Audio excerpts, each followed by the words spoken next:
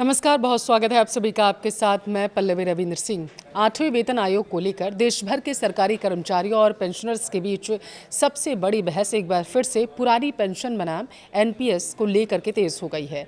कर्मचारी यूनियन लंबे समय से ओपीएस बहाल करने की दरअसल मांग कर रहे थे, क्योंकि इसमें रिटायरमेंट के बाद आखिरी जो बेसिक सैलरी होती है उसका 50% और डीए के साथ साथ गारंटीड पेंशन भी मिलती है। लेकिन अब हालात पहले जैसे नहीं रहे।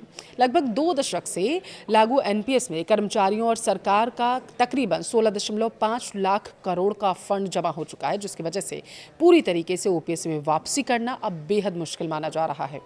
दरअसल ओपीएस और एनपीएस के बीच सबसे बड़ा अंतर गारंटी का है। पुरानी पेंशन में कर्मचारी को तय पेंशन मिलती थी, जबकि एनपीएस मार्केट लिंक्ड सिस्टम है, यानी रिटायरमेंट के बाद मिलने वाली पेंशन इस बात पर निर्भर करती है कि निवेश कितना बढ़ा और बाजार का प्रदर्शन कैसा रहा। और यही वजह है कि कई कर्मचारी संगठन इसे असुरक्षित मान रहे हैं।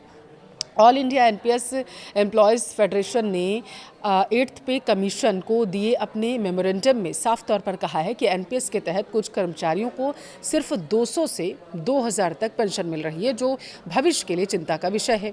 हालांकि अब खुद कर्मचारी संगठन भी मानने लगा है कि ओपीएस को पूरी तरीके से वापस लाना आसान नहीं होगा।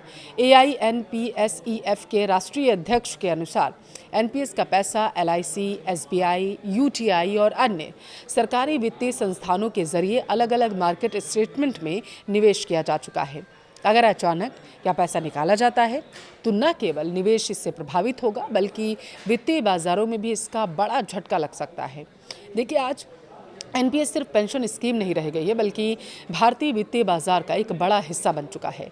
कर्मचारियों के वेतन से हर महीने 10% योगदान और सरकार की ओर से 14% से लेकर यूपीएस में 18.5% तक का योगदान बाजार में जाता है।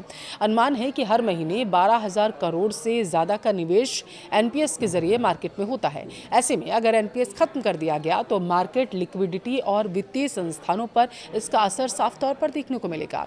और यही वजह है कि अब कर्मचारी संगठन पुरानी पेंशन जैसी गारंटी की डिमांड पर ज़्यादा जोर दे रहे हैं, यानी एनपीएस या यूपीएस को पूरी तरीके से खत्म किए बिना उसमें गारंटीड पेंशन, डीए सुरक्षा और न्यूनतम पेंशन जैसी सुविधाएं जोड़ी जाएं, ऐसी मांग है।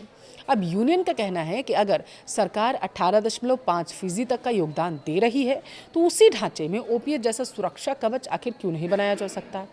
देखिए, 8th पे कमीशन अब धीरे धीरे सक्रिय चरण में पहुंच चुका है।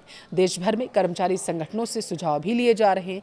22 से 23 जून 2026 को आयोग लखनऊ में भी एक अहम बैठक करने वाला है, जहां पेंशन, फिटमेंट फैक्टर और डीए जैसे मुद्दों पर चर्चा होगी, ऐसी संभावना है।